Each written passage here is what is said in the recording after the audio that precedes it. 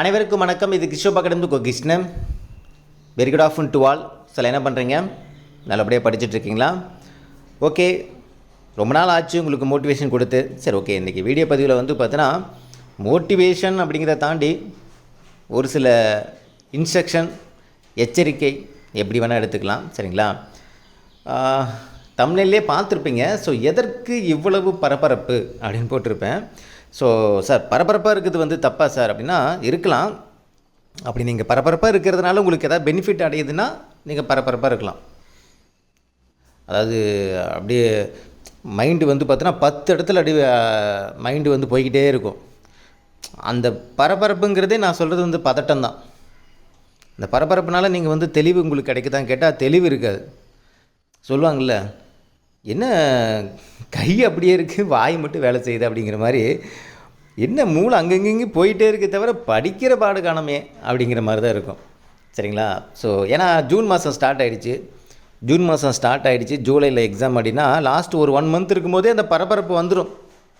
அதில் மாற்றுக்கிறது கிடையாது. ஆட்டோமேட்டிக்காக தான் ஆடாவிட்டாலும் தன் தசையாடும் அப்படின்னு சொல்லுவாங்க பார்த்தீங்களா? அது ஆட்டோமேட்டிக்காக நமக்குள்ளே வந்துடும். ஓகே, இதனால் ஏதாவது பெனிஃபிட் இருக்கா சார்? நான் இந்த மாதிரி பரபரப்பாக இருந்தேன்னா சீக்கிரம் எல்லாத்தையும் நான் முடிச்சிடுவேன், எல்லாமே பார்த்தீங்கன்னா கடற்கடன்னு முடிச்சிடுவேன் அப்படின்னா ஓகே, அதை பண்ணுங்கள். ஆனால் 90% கிடையாது, 99% ஸ்டூடெண்ட்ஸுக்கு பார்த்தோன்னா, ஸ்டூடெண்ட்ஸாக யாராக இருந்தாலும் சரி, எந்த ஒரு விஷயத்துலையும் ரொம்ப பரபரப்பாக செஞ்சோம் அப்படின்னா 99% அதில் பார்த்தோன்னா நமக்கு ஃபெயிலியர் தான் ஆகும். ஃபெயிலியருங்கிறத தாண்டி அது நமக்கு ஒரு மன உளைச்சல் உண்டாக்கும். நம்ம எதிர்பார்த்த அந்த ஒரு விஷயம் நடக்காமல் போகும். அதாவது இயல்பாக நடக்கக்கூடிய விஷயத்தில் நடக்கக்கூடிய பெனிஃபிட்டை விட நம்ம பரபரப்பாக செய்யக்கூடிய அந்த விஷயத்தில் இருக்கக்கூடிய பெனிஃபிட் நமக்கு கம்மியாயிடும். ஏங்க சார் அப்படி சொல்கிறீங்கன்னா, அது ஆட்டோமேட்டிக்காக ஒரு பயம் பதட்டத்தை க்ரியேட் பண்ணி விட்டுரும். நம்மளை இயல்பாக அதை சொல்லுவாங்கள்ல, அதாவது ஒருத்தன் நடந்து போகிறான், ஒரு 3 கிலோமீட்டர் நடந்து போகணுன்னு வச்சுங்களேன். 3 கிலோமீட்டரு 5 நிமிஷத்தில் நடந்து போகணும் அப்படின்னு ஒரு டார்கெட் வச்சுட்டோம்னா அவன் என்ன பண்ணுவான்? 5 நிமிஷத்தில் நடக்கணுமே 3 கிலோமீட்டர், ஐயோ அப்படின்னு அந்த பரபரப்புலேயே அவன் 3 கிலோமீட்டரு பார்த்தோன்னா அட்லீஸ்ட் ஒரு 5 நிமிஷம் நடக்கும்போது 1 கிலோமீட்டராச்சும் தான் போகலாம். நடந்து இயல்பாக போனாலே 1 கிலோமீட்டர் போயிடலாம். அவன் அந்த பதட்டத்தில் பரபரப்பில் பார்த்தோன்னா அந்த 1 கிலோமீட்டர் கூட ரீச் பண்ணியிருக்க மாட்டான். ஆனால் பார்த்தோன்னா அவன் தான் துடிப்பாக இருக்கிற மாதிரி இருக்கும். நைட்டு ஃபுல்லாக தூங்கியிருக்க மாட்டான். அதை பற்றி நினச்சிட்டு இருப்பான். ஐயோ 3 கிலோமீட்டர் 5 நிமிஷத்தில் போகணும், அதுக்குள்ளே நம்ம அந்த கடைக்கு போய் ரீச் பண்ணணும், முடியுமா முடியாதா, எவ்வளோ ஸ்பீடில் போகணும், அப்படி இப்படின்னு பயங்கர கால்குலேஷனில் பார்த்தோன்னா ஓகே, அடி இப்படி எடுத்துக்கணும், 2வது அடி இப்படி எடுத்துக்கணும், 10 செகண்டுக்கு இங்கே போயிடணும், 30 செகண்டுக்கு அங்கே போயிடணும், 1 மினிட்டில் இங்கே ரீச் ஆகிடணும், 4 நிமிஷத்தில் இங்கே ரீச் ஆகிடணும், 5 நிமிஷத்தில் அங்கே கால் எடுத்து வைக்கணும். இந்த மாதிரி செம்ம கால்குலேஷன் போட்டு அடுத்த நாள் பார்த்தீங்கன்னா அதை யோசிச்சு ஒரு மாதிரி மைண்டு டிப்ரெஷன் ஆகி மன உளைச்சலாகி காலையில் பார்த்துன்னு வச்சிங்களேன் 1/2 கிலோமீட்டர்லேயே பொத்துன்னு விழுந்துருவோம். இதே தான் இந்த ஸ்டேட்டஸ் தான் நான் இங்கே அப்படியே உங்களுக்கு சொல்கிறேன். இப்போ நான் உங்களுக்கு சொல்கிறேன் பாருங்கள், அது அப்படியே உண்மையாக இருக்கும் பாருங்களேன். நீங்கள் என்ன பண்ணுவீங்க? இந்த 30 நாளில் மைண்டு பார்த்தோன்னா பலதரப்பட்ட விஷயத்தில் உங்களுக்கு மைண்டு டைவர்ட் ஆகிக்கிட்டே இருக்கும். டைவர்ட் ஆகுறதுனா என்ன? இப்போ ஏன்னா அந்த 30 நாளில் முடிக்கணும் இல்லைங்களா? 30 நாள் ஆல்ரெடி படித்ததையும் படிக்கணும், புதுசாக படிக்க வேண்டியதையும் படிக்கணும். மைண்டு பார்த்தோன்னா இந்த குரங்கு பார்த்தோன்னா ஒவ்வொரு இடத்துலையும் தாவிக்கிட்டே இருக்கும், மரமாக தாவும். நம்ம மனசு அப்படி தாவிக்கிட்டே இருக்கும் ஒவ்வொரு இடத்துலையும். ஓகேங்களா? ஒவ்வொரு இடத்துலையும் தாவும். நாம் ஒன்று படிச்சுட்டு இருப்போம், திடீர்னு என் ஃப்ரெண்டு பார்த்தோன்னா ஏய் இதை படிடி, இப்படி படிடி, அப்படி படிடிம்பாங்க. சரி, ஓகே, அதை போய் படிப்போம். இப்படி படித்தாதான் இப்படி பண்ண முடியும், ஓகே அதை படிப்போம். புக்கில் படிக்காதடி, இந்த படிடி அப்படிம்பாங்க, அதை படிப்போம். புக்கிலலாம் வராதாண்டி, அவுட் ஆஃப் புக்கை தாண்டி இந்த டாப்பிக்லேருந்து போக வேண்டிய, ஓகே அங்கே போவோம். இந்த டெஸ்ட் எழுதுனா தான், அந்த டெஸ்ட் எழுதுனா தான், அதை ஃபாலோ பண்ணலாம், இதை ஃபாலோ பண்ணலாம். ஆட்டோமேட்டிக்காக என்ன ஆகிடும் அப்படின்னா மனசு கொஞ்சம் கொஞ்சமாக தாவி நம்ம ஸ்ட்ரெயிட்டாக இயல்பாக நடக்கக்கூடிய விஷயங்கள்லேருந்து நம்ம எங்கேயோ மைண்டை கொண்டு போய் ஒரு கட்டத்தில் எக்ஸாமில் போய் நின்று என்ன ஆகுன்னா, அதாவது இதுக்கு எக்ஸாம்பிளே பார்த்தோன்னா சமையல் கூட சொல்லலாம். ஒரே ஒரு ரசம் அழகாக வச்சு சாப்பாடு வச்சு சாப்பிட்டுக்கு அழகாக தூங்கிடலாம். ஓகேங்களா? இல்லை ஏதாவது வேலை செய்யலாம். நம்ம அந்த செய்கிறோம், இதை செய்கிறோம், அதை செய்கிறோம் எல்லாம் போட்டு சொதப்பி, ரசத்தில் உப்பு அதிகம், குழம்புல காரம் அதிகம், ஆனால் 10 டிஷ்ஷு செஞ்சுருப்போம். 10 டிஷ்ஷுமே பார்த்தோன்னா ஒன்று கூட வாயில் வைக்க முடியாத மாதிரி இருக்கும். இந்த இடத்துல ஒருத்தன் இயல்பாக ரசம் மட்டும் வைப்பான், அழகாக ஊற்றி சாப்பிட்டு டேஸ்ட்டாக வச்சு அழகாக ஊற்றி சாப்பிட்டு ஊறுகாய் தொட்டு சாப்பிட்டு அவன் பாட்டு அவன் வேலையை பார்க்க போயிடுவான். இதில் பெனிஃபிட் வந்து நம்ம பார்த்தா 10 டிஷ் செஞ்சும் வாயிலேயே வைக்க முடியாமல் இருக்கிறவங்களுக்கு பெனிஃபிட்டாக, ஒரே ஒரு ரசம் அழகாக அப்படியே ரசத்தை ஊற்றி குடிக்கலாம் அப்படிங்கிற அளவுக்கு ரசம் இருக்குன்னா அது பெனிஃபிட்டா அப்படின்னு கேட்டால், இதில் யார் நிம்மதியாக இருப்பான்னு கேட்டால் அந்த ஒரே ஒரு ரசத்தை அழகாக டேஸ்ட்டாக சமைச்சு சாப்பிட்டோம்தான். ஸோ உங்களுக்கு நான் இந்த 30 டேஸில் ஒரு உண்மையை சொல்கிறேன், ஆனால் அது உங்கள் மனசு ஏற்றுக்காது. அதான் உண்மை. என்றைக்குமே வந்து பார்த்தீங்கன்னா நம்ம மனசு வந்து என்னென்னா அதையும் தாண்டி அது எப்படி இந்த தடவை நான் அதை மாற்றி காட்டுறேன் அப்படின்ட்டு நம்ம மனசு வந்து பார்த்தோன்னா அடம் பிடிக்கும். ஒரு விஷயம் வந்து பார்த்தா நமக்கு தெரியும், இது தப்பு தான், இப்படி பண்ணால் செட் ஆகாது, இது நமக்கு வராது, இது நமக்கு வந்து பண்ணோம்னா நமக்கு மைனஸ் தான், மார்க்கு தான் போகும், டிப்ரெஷனாகவும் மன உளைச்சலாகவும் அப்படின்னு நமக்கு எல்லாமே தெரியும். தெரிஞ்சுமே நம்ம என்ன பண்ணுவோம்னா, சரி இந்த தடவை இறங்கி பார்க்கலாம், என்ன தான் ஆகுதுன்னு பார்க்கலாம் அப்படின்ட்டு ஒவ்வொரு தடவையும் அந்த ரிஸ்க் எடுத்து ரிஸ்க் எடுக்கலாம். ரிஸ்க் எடுக்கக்கூடாதுன்னு கிடையாது. அந்த ரிஸ்கில் நமக்கு வந்து ஒரு மைனஸ் ஆகுது அப்படின்னா தெரிஞ்சே ஏன் அதை எடுத்து கால் எடுத்து வைக்கணும்? கரெக்டு தானே? சார் இப்போ என்ன சார் சொல்ல வரீங்க, இப்போ என்ன தான் பண்ணணும்னு நினைக்கிறீங்க அப்படின்னா, பி ரிலாக்ஸாக படிங்க. இந்த ஒரு மாதத்தில் நீங்கள் வந்து மாற்றணும்னு நினைக்கிற விஷயங்களை எல்லாமே வந்து டக்குன்னு மாற்றிட முடியாது. நீங்கள் நினைக்கிறீங்களா இந்த ஒரு மாதத்தில் எல்லா சிலபஸையும் டோட்டல் 100% ஃபுல்லாக கவர் பண்ணி பக்காவாக ரெடியாகி அதை திரும்ப ரிவிஷன் பண்ணி திரும்ப டெஸ்ட்டு போட்டு எல்லாம் அப்படிலாம் நடக்க முடியாது. இந்த 1 மந்தில் அது ஆகாத விஷயம். அப்போ என்ன பண்ணணும் அப்படின்னா, ஆல்ரெடி படித்த பாடங்கள்லாம் இருக்கும், அப்புறம் படிக்காத பாடங்கள் இருக்கும், ரெண்டுமே பேலன்ஸாக வச்சுக்கோங்க. ஆல்ரெடி படித்த பாடங்கள் என்னென்ன இருக்கோ எடுத்து ரிலாக்ஸாக பாருங்கள். அதாவது பறக்காதீங்கன்னு நான் சொல்கிறேன். பறக்காதீங்கன்னா ஐயோ டைம் ஆகுது இதை பார்க்கணும் அதை பார்க்கணும், இது பார்க்க டைம் இல்லை, இது ஒரு நாள் இவ்வளோ முடிஞ்சு வச்சு அவ்வளோ முடிஞ்சு, பரவாயில்ல, உங்களுக்கு எவ்வளோ பார்க்க முடியுமோ இன்றைக்கி உட்காந்து ஓகே. ஆல்ரெடி நான் வந்து பாலிட்டி முடிச்சிருக்கேன், ஐஎன்எம் கொஞ்சம் படிக்க வேண்டியது இருக்குது, ஹிஸ்ட்ரி படிக்க வேண்டியது இருக்குது, இந்த பக்கம் எக்கனாமிக்ஸ், ஓகே. எதை முடிச்சிருக்கீங்களோ அது பாதி நேரம், எதை முடிக்க போகிறீங்களோ அது பாதி நேரம். ஒரு சம்மு பார்க்குறீங்களா, ரிலாக்ஸாக பாருங்கள். 50 சம்மு இன்றைக்கி நீங்கள் பார்க்கணுன்ட்டு 50 சம்மு பார்க்க முடியலன்னா வருத்தப்படாதீங்க. 10 சம்மு நல்லா ரிலாக்ஸாக பாருங்கள். இந்த 10 சம்மு உனக்கு வந்து எக்ஸாம் ஹாலில் மார்க்காக வரக்கூடிய சம்மாக இருக்கும். அங்கே எக்ஸாம் ஹாலில் போகும்போது 10 சம்லேயே ஒரு 3 சம் மாட்டோம்.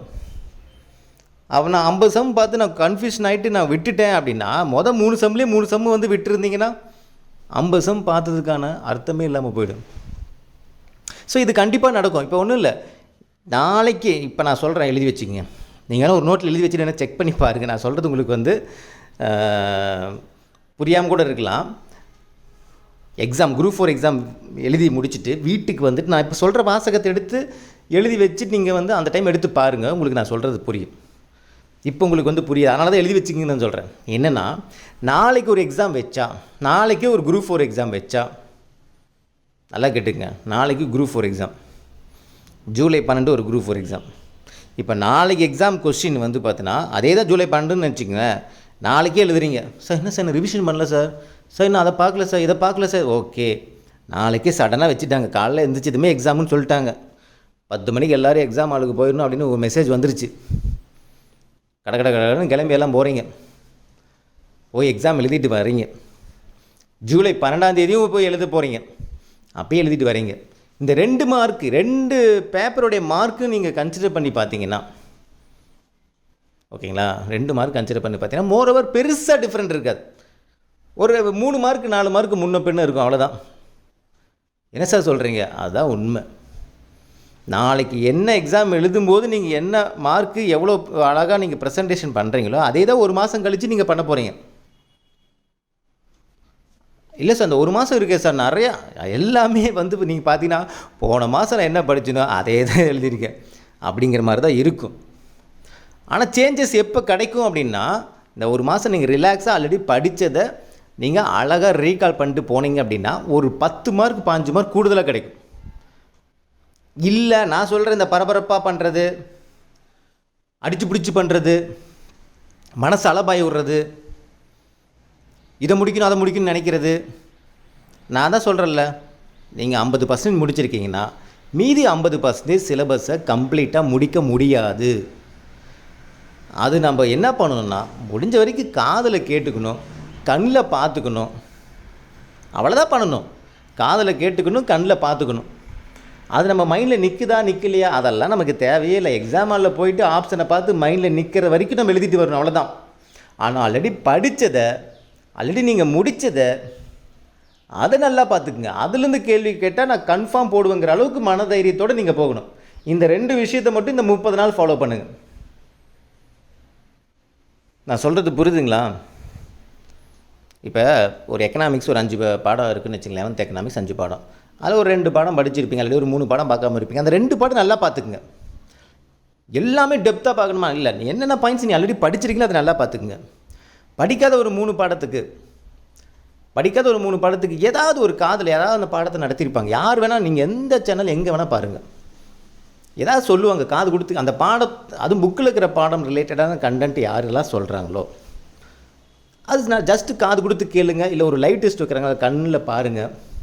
இல்லை ஒரு இன்ஃபர்மேஷனாக நடத்தி போடுறாங்களா, காது கொடுத்து கேளுங்க. ஒரு 1/2 hour கேளுங்க போதும். அந்த பாடத்தை பற்றின ஒரு புரிதல் உங்களுக்கு கிடச்சிடும். அது மைண்டில் நிற்கல சார், பரவாயில்ல, எவ்வளோ நிற்குதோ நிற்கட்டும். நிற்கவே இல்லைனா கூட பரவாயில்ல, நீ காது கொடுத்து கேட்டில்ல, கடமையை செஞ்சுட்டில்ல, போதும், விட்டுருங்க. அது மைண்டில் நிற்கல, அதெல்லாம் தேவையில்லை. எக்ஸாம் ஹாலில் இந்த கொஷினை பார்த்து ஆப்ஷனை பார்க்கும்போது உங்கள் மைண்டுக்கு ஒரு ஸ்ட்ரைக் அவுட் ஆகும். இதுதான், இதை நான் கேட்டிருக்கேன், இதை நான் பார்த்துருக்கேன், இது கண்ணில் நான் நோட் பண்ணியிருக்கேன், இது எங்கே வந்திருக்கு அப்படின்ட்டு அந்த ஆப்ஷன் உங்களுக்கு ஆன்சரை சூஸ் பண்ணுறதுக்கு ஒரு மிகப்பெரிய ஒரு ஹெல்ப்பிங் பாயிண்ட்டாக இருக்கும். அது எனக்கு தெரியும். ஆனால் மைண்டில் நிற்கக்கூடாது, அதை பற்றி நீங்கள் ஒரே பண்ணாதீங்க. இந்த ஆப்ஷன், அதாவது நீங்கள் படிக்காத ஒரு சில கண்டென்ட்டுக்கு எல்லாமே ரிலாக்ஸாக படிங்க, அவ்வளோதான். இந்த 30 days அவ்வளோதான், ரிலாக்ஸாக படிக்கணும், ஜாலியாக படிங்க. ஆல்ரெடி படித்ததை ஜாலியாக படிங்க. படிக்காததை எடுத்து எவ்வளோக்கு எவ்வளோ பார்க்க முடியுமோ பாருங்கள். ஏதாவது நீங்கள் என்ன தப்பு பண்ணுறீங்கன்னா, லாஸ்ட் டைமில் அவுட் ஆஃப் புக்கை தாண்டி நிறைய விஷயங்களுக்கு வெளியில் போகிறீங்க. அப்படி போகாதீங்க. புக்குக்குள்ளே இருக்கிற கண்டென்ட்டே நமக்கு அவ்வளோ கிடக்கு. புக்கில் இருக்கிற தகவல் நல்லா பார்த்துங்க. அவுட் ஆஃப் புக்கை தாண்டி போகணும் அப்படின்னா அதிகபட்சம் எதுக்கு போகலாம்? கரண்ட் அஃபேர்ஸ்க்கு போகலாம். அதுவுமே எவ்வளோ பார்க்க முடியுமோ அவ்வளோ பார்த்துக்கணும், அவ்வளோதான். மீதி பாலிட்டியில் ஒரு 2-3 டைரக்ட் டாபிக் பார்த்தீங்கன்னா சிலபஸ் ரிலேட்டடாக இருக்கும், அவ்வளோதான். மீதி எல்லாமே ஸ்கூல் புக்கு தான். மீதி எதுக்குமே அவுட் ஆஃப் புக்கை தாண்டி நீங்கள் போகாதீங்கன்னு நான் சொல்கிறேன். மீதி எல்லாம் ஸ்கூல் புக்கோட சோர்ஸ் தான். தேவையில்லாததுக்கு பார்த்தோன்னா மைண்டு போட்டு ரொம்ப கன்ஃபியூஸ் பண்ணிக்கிட்டு ஃபஸ்ட்டு எல்லாத்தையுமே முடிக்கணும்னு நினச்சி நீங்கள் பண்ணாதீங்க. இந்த 30 days முடியாது. இதெல்லாம் நீங்கள் எங்கே நினச்சிருக்கணும்? ஒரு 6 மாதத்துக்கு முன்னாடியே நினச்சி ப்ரிப்பேர் பண்ணியிருந்தால் ஓகே. இப்போ இந்த 30 days என்ன பண்ணணுமோ அதை தான் பண்ண முடியும். அதை தாண்டி நம்ம பண்ணணும்னு நினச்சோம்னா அது முடியாது. அதான் சொல்லுவாங்க, 100 கிலோமீட்ரு நீ நடந்தே போகணும், 10 நிமிஷம் நடந்து போகணும் 100 கிலோமீட்டர் அப்படின்னா சாத்தியமான ஒரு விஷயமானு கேட்டால் முடியாது. அப்போ 10 minutes எவ்வளோ தூரம் நடக்கணுமோ நடங்க, எவ்வளோ தூரம் பயணிக்க முடியுமோ பயணிங்க, அவ்வளோதான். அதுலேயும் நான் இப்போ வேகமாக ஓடுறேன்ட்டு ஓடி போய் விழுந்துடாதீங்க. எங்கேயும் விழாமல் தெளிவான ஒரு மைண்டோட கரெக்டான ஒரு பாதையில் எவ்வளோ தூரம் பயணிக்க முடியுமோ பயணிங்க, அது போதுமானது. நான் அடித்து பிடிச்சி ஓடினேன் சார், 3 கிலோமீட்டரில் போய் மூஞ்சி முகரெல்லாம் ரத்தம் சார், கால் கையெல்லாம் ரத்தம் சார், எதுக்கு? வேண்டாமே. அதனால் என்ன பயன் இருக்க போகுது? அதுக்கப்புறம் நடக்கும்போது உங்களால் முடியாதுல்ல, அடிபட்டுருக்குல்ல, அப்படியே படுத்துப்பீங்க, அவ்வளோதான். ஆனால் ரிலாக்ஸாக பின்னாடி வரான் பார்த்தீங்களா, தெளிவான ஒரு பாதையோட கீழே குண்டும் குழியும் பார்த்து நடந்து வரான்ல, அவன் கடைசி வரைக்கும் பயணிச்சிடுவான். ஆனால் நீங்கள் உளுந்தடிச்சு போய் முன்னாடி போய் உட்காந்துருப்பீங்க. அதாவது அவனுக்கு முன்னாடி தான் போவீங்க, ஆனால் உளுந்தடிச்சு உட்காந்துருப்பீங்க. 2வது நாள் காலில் கட்டு போட்டு அங்கேயே உட்காந்துருப்பீங்க. இதில் யார் புத்திசாலித்தனம்னா, அவனுக்கு முன்னாடி ஓடின நீங்கள் புத்திசாலித்தனம் கிடையாது. ஆனால் முன்னாடி ஓடும்போது கீழே குண்டும் குழியெலாம் பார்த்து தெளிவாக ஒரு மைண்டோட கீழே விழாமல் போனீங்கன்னா ஓகே. கீழே விழுந்த காயமாகிற அளவுக்கு நீங்கள் வேகமாக ஓடுறதுல பிரோஜனமே கிடையாது. இந்த இடத்துல நம்ம விழுந்துருவோமா விழுவ மாட்டோமா, மன உளைச்சல் ஆகுமா ஆகாதானுங்கிறது உங்களுக்கு தெரிஞ்சிருக்கணும். அப்போ எதுக்கு உட்காந்துட்டு இன்றைக்கி நீங்கள் ஒன்றும் இல்லை, இன்றைக்கி ஒரு நாள் டெஸ்ட் பண்ணி பாருங்கள். இல்லை நாளைக்கு ஒரு நாள் வச்சுங்க, இன்றைக்கி ஒரு நாள் கூட அப்படியே ஆகிடுச்சு. நாளைக்கு ஒரு நாள் நீங்கள் எப்பவும் போலமே பரபரப்பாக காலையிலேருந்து ஈவினிங் வரைக்கும் எடுத்து பண்ணிவிட்டு நைட் படுத்து தூங்கும்போது ஒரு யோசிச்சு பாருங்கள், ஆமாம் இன்றைக்கி நம்ம என்ன பண்ணோம், அப்படி பரபரப்பாக பண்ணதில் நம்ம என்ன பெருசாக பண்ணோம் அப்படின்னு பார்த்தா ஒன்றுமே இருக்காது. ஆனால் 7 மணி நேரம் 8 மணி நேரம் பார்த்தீங்கன்னா புக்கும் கையுமா இருந்திருப்பீங்க, எதையாவது நினச்சிட்டு இருந்திருப்பீங்க, படிப்புனே இருந்திருப்பீங்க, பிள்ளைங்களோட பார்த்துருக்க மாட்டீங்க, சரியாக சாப்பிட்ருக்க மாட்டீங்க, தூங்க மாட்டீங்க. இங்கே பிரச்சனையே என்னென்னா, நீங்கள் போய் படுத்தா தூக்கம் வராது. ஏன் தூக்கம் வராதுன்னா, நீங்கள் நான் சொல்கிற இந்த ஃபார்மேட்டில் இப்போ நான் யாருக்கெல்லாம் நான் சொல்கிறது, ஆமாம் சார் நான் இப்படி தான் இருந்திருக்கேன், பரபரப்பாக இருந்திருக்கேன். மைண்டு கண்ட இடத்துல வந்து பார்த்தோன்னா அப்படி இப்படின்னு ஒரு ½ அன் ஹவர் இப்படி தோணும், ½ அன் ஹவர் அப்படி தோணும். 1 மணி நேரம் இதை படிக்கலாம் தோணும், 1 மணி நேரம் அதை படிக்கலாம்னு தோணும். மைண்டு வந்து பார்த்தோன்னா ஆட்டோமேட்டிக்காக ஒவ்வொரு மணி நேரத்துக்கும் மனசு மாறிட்டே இருக்குது சார். இதுன்னு மாறிட்டே இருக்குது சார். அப்படின்னா அப்படி இருக்கிறவங்களுக்கு சார் எனக்கு அப்படி இருக்கா இல்லையா எப்படி சார் செக் பண்ணுறதுனா, ஒரே ஒரு அறிகுறி நான் சொல்கிறேன் கேளுங்களேன். நைட் நீங்கள் படுத்தா தூக்கம் வராது. நீங்கள் படுத்துருக்கீங்கன்னா தூக்கம் வராது. விடிஞ்சே போய்டும். நான் விடிகாத்தால் 4 மணி ஆகிடும். நீங்கள் சும்மா தான் படுத்துருப்பீங்க, கண்ணு மூடி தான் படுத்துருப்பீங்க, புரண்டுக்கிட்டே இருப்பீங்க, தூக்கம் வராது. ரீசன் நீங்கள் இந்த மனநிலையில் இருந்தீங்க அப்படின்னா அடுத்த நாள் என்ன பண்ணுவீங்க? தூக்கம் இல்லை, சரியாக சாப்பிடல, என்ன ஆகும்? அடுத்த நாள் மைண்டு இயங்காது. புக்கு கைமாக உட்காந்துருப்பீங்க, அது இதுன்னு பார்ப்பீங்க, எதுவுமே மைண்டுக்குள்ளே நிற்காது, வேஸ்ட்டு. நீங்கள் அதை வந்து பார்த்தோன்னா எக்ஸாமெல்லாம் பயன்படாது. அதனால் சொன்னல பார்த்தீங்களா, நாளைக்கு எக்ஸாம் வச்சா நீங்கள் என்ன எழுதுவீங்களோ அதே தான் ஜூலை 12ஆம் எக்ஸாம் எழுதும் போதும் அதே தான் உங்கள் மைண்டில் தோணும், அதே தான் எழுதுவீங்க. வேறு அது என்ன ஒரு பெரிய சேஞ்சஸே இருக்காது. அதிகபட்சம் நான் சொல்ல 2 to 3 மார்க் டிஃப்ரெண்ட் தான் இருக்கும். அது குறைவாக இருக்கலாம், அதிகமாக இருக்கலாம், எப்படி வேணால் இருக்கலாம். ஆனால் 2 to 3 மார்க் தான். காரணம், நீங்கள் இந்த மாதிரி இந்த 1 month நீங்கள் போனீங்க அப்படின்னா வேஸ்ட். திரும்பவும் சொல்கிறேன், இதையும் தாண்டி எப்பவுமே இப்போ நான் அந்த வீடியோ பதிவு நான் போடுறேன்னா, இந்த வீடியோ பதிவில் 90% திரும்ப அந்த தப்பை பண்ணுவாங்க, கன்ஃபார்ம் எனக்கு தெரியும். ஏன்னா அவங்க மனசு வந்து ஏற்றுக்காது. இல்லை எல்லாரும் பண்ணுறாங்க, எல்லோரும் வேகமாக படிக்கிறாங்க, எல்லோரும் பயங்கர பரபரப்பாக இருக்காங்க, நானும் அப்படி இருக்கணும், என் மனசு ஒத்துக்காது, என் மனசு கேட்காது, நானும் அதே குழியிலே போய் விழுவுறேன் அப்படின்னா ஓகே, உங்கள் விருப்பம். கை கொடுக்கறதுக்கு யாரும் இருக்க மாட்டாங்க. நீங்களே தான் மேலே ஏறி வரணும், எக்ஸாம் முடிஞ்சு போயிடும், அப்புறம் நீங்களே தான் வருத்தப்பட்டுக்கணும். அன்றைக்கே ஒரு சார் சொன்னார், அங்கே ஒரு குழி இருக்கும், விழுந்துடாதீங்க அப்படின்ட்டு. அப்புறம் விழுந்ததுக்கப்புறம் யாரும் தூக்கி உள்ளேன்னு வருத்தப்படக்கூடாது. ஏன்னா நீங்கள் தெரிஞ்சே தான் போகிறீங்க, தெரிஞ்சே தான் விழுகிறீங்க, தெரிஞ்சே தான் தவிச்சிட்ருக்கீங்க. கிளியரா? புரிஞ்சுங்களா? நான் படிக்க வேண்டாம்னு சொல்ல, ஆனால் பதட்டமாக பரபரப்பாக படிக்காதீங்க, ரிலாக்ஸாக படிங்க. ஓகே 1 month தான் இருக்குது, ஆமாம், ஒரு வாரம் இருந்தாலும் ரிலாக்ஸாக படிங்க, போதும். ஒன்றும் இங்கே வந்து நீங்கள் நினைக்கிற மாதிரிலாம் வந்து நீங்கள் பரபரப்பாக இருக்கிறது வந்து ஒரே மாதத்தில் எல்லாத்தையும் நீங்கள் வந்து மாற்றிட முடியாது. ஒரே மாதத்தில் சிலபஸை ஃபுல்லாக கம்ப்ளீட் பண்ணிட முடியாது. 1 month ரிலாக்ஸாக என்ன படிக்கிறீங்களோ அது அப்படியே மைண்டில் நிற்கணும். என்னெல்லாம் ஆல்ரெடி படித்தது எதெல்லாம் பார்க்குறீங்களோ, படிக்காத எதெல்லாம் காது கொடுத்து கேட்குறீங்களோ அது அப்படியே மைண்டில் நிற்கணும்னு கூட அவசியம் கிடையாது. எக்ஸாமால் அது பயன்படணும். எக்ஸாமால் ஒரு கொஷினை பார்க்கும்போது நம்ம மைண்டு வந்து மல்டிபிள் ஆங்கிளில் யோசிக்கணும்னா நம்ம மைண்டு தெளிவாக இருக்கணும், நம்ம மைண்டு ரிலாக்ஸாக இருக்கணும். இல்லைன்னா ஒரு விஷயம் நடக்காது. நீங்கள் வீட்டில் நடப்பீங்க, சாப்பிடுவீங்க, என்னமோ பண்ணிகிட்ருப்பீங்க, ஆனால் என்ன நடக்குது, என்ன பண்ணிகிட்ருக்குன்னு உங்களுக்கே புரியாமலே பண்ணிகிட்ருப்பீங்க. இதுக்கு முன்னாடி பாருங்கள், ஒரு 2 monthக்கு முன்னாடி இல்லை 1 monthக்கு முன்னாடிலாம் நம்ம நாளைக்கு என்ன படிக்க போகிறோம், என்ன முடிக்க போகிறோன்னு ஒரு தெளிவான ஒரு மைண்டில் இருந்திருப்பீங்க. கரெக்டாக? அதே அந்த தெளிவான ஒரு மைண்டு இந்த ஒரு மாதத்தில் உங்களுக்கு இருக்காது. ஏன்னா அதை நீங்களே ஏற்படுத்திக்கிறதா, உங்களால் முடியாதுலாம் கிடையாது, நீங்களே அதை ஏற்படுத்திக்கிறது தான். இந்த 1 month இதுக்கு முன்னாடி இருந்த ஒரு தெளிவோடு இருக்காது. ஏன்னா நீங்களே அதை வந்து என்ன பண்ணீங்க, கட்டாயமாக இந்த 1 month இருந்தால் இப்படி தான் இருக்கணும், இப்படி இருந்தால் தான் நம்ம வந்து பார்த்தோன்னா இப்போ எல்லாத்தையும் முடிக்க முடியும் அப்படின்னு நீங்கள் நினச்சிக்கிட்டு ஒரு மாதம் நீங்கள் தெளிவாக படித்ததை கூட இங்கே தெளிவாக படிக்காமல் தான் போவீங்க. அது நீங்களே வந்து நாட்கள் போக போக ரியலைஸ் பண்ணுவீங்க. வேணால் அடுத்த 2 நாள் டெஸ்ட் பண்ணி பாருங்கள். இல்லை ஆமாம் நீங்கள் சார் சொன்னது கரெக்டாக தான் இருக்குன்னா மாற்றிக்கிங்க. இல்லை சார் நான் பரபரப்பாக இருந்தால் சீக்கிரம் முடிச்சிடுவேன்னா அது உங்களோட விருப்பம், ஃபைன். டெஸ்ட் பண்ணி பார்த்துக்குங்க. ஓகேவா? கிளியரா? சரி, வேறு ஒன்றும் இல்லை, நல்லபடியாக படிங்க. தூக்கம் அவசியம், தூக்கம் அவசியம், தூக்கம் அவசியம். சார் தூக்கம் அல்ல சார், என்ன சொன்னாலும் மூளைக்கு தூக்கம் கொடுக்காம, மூளைக்கு ரெஸ்ட்டு கொடுக்காம, உங்கள் மைண்டு ரிலாக்ஸாக இல்லாமல் உங்களால் எக்ஸாம் பெஸ்ட்டாக பண்ண முடியாது. நான் அடித்து சொல்கிறேன், உங்களால் பெஸ்ட்டாக எக்ஸாம் பண்ண முடியாது. திரும்பி எக்ஸாம் முடித்து வீட்டுக்கு வந்து ஆன்சருக்கு செக் பண்ணி பார்த்தீங்கன்னா 120லிருந்து 135, அதிகபட்சம் 140 to 145 தாண்ட மாட்டீங்க, உங்கள் மைண்ட் ரிலாக்ஸாக இல்லாத பட்சத்தில். ஸோ மைண்டு ரிலாக்ஸ் ஆகிக்கிங்க, தெளிவாக இருங்க. எவ்வளோ படிக்க முடியுமோ அவ்வளோதான் படிக்க முடியும், அவ்வளோதான் பார்க்க முடியும். அதில் நீங்கள் எந்த ஒரு இதுவுமே கிடையாது. பெஸ்ட்டு கொடுக்கணும், அவ்வளோதான். நம்ம பெஸ்ட்டை கொடுக்கணும். ஹெல்த்தியான ஒரு மனநிலையில் நம்ம போய் உட்காந்தா மட்டும்தான் அது உங்கள் பெஸ்ட்டை நீங்கள் கொடுக்க முடியும். ஹெல்த்தியான ஒரு மனநிலை இருக்கணும். சாப்பிட்டு உடம்பை கெடுத்து சாப்பிடாமல் இருந்து உடம்பை கெடுத்துக்கிட்டு தூங்காமல் இருந்து உடம்பை கெடுத்துக்கிட்டு நீங்கள் எக்ஸாம் ஹாலில் போய் உட்காந்திங்கன்னா உட்காரும் போதே கிருகிருன்னு வரும் நம்ம மைண்டு. ஏன்னா கொஸ்டினை பார்த்து பயம் கிடையாது. உங்கள் ஹெல்த் ஆல்ரெடி வந்து பார்த்தீங்கன்னா வீக்கில் இருக்கீங்க.